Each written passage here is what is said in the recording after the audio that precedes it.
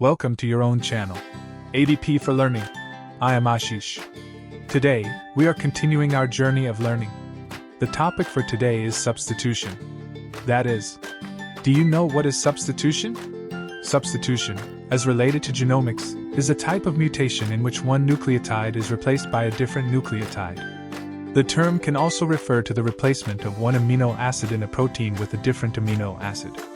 It's always fascinated me how tiny changes in one's genome, like a simple substitution, can have such profound effects on human health. Changing a single nucleotide will change the amino acid sequence, which can impact how the protein it forms will look and act.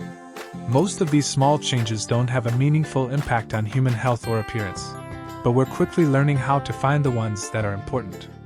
Knowing how small genetic changes work can then help us to discover new treatments for diseases.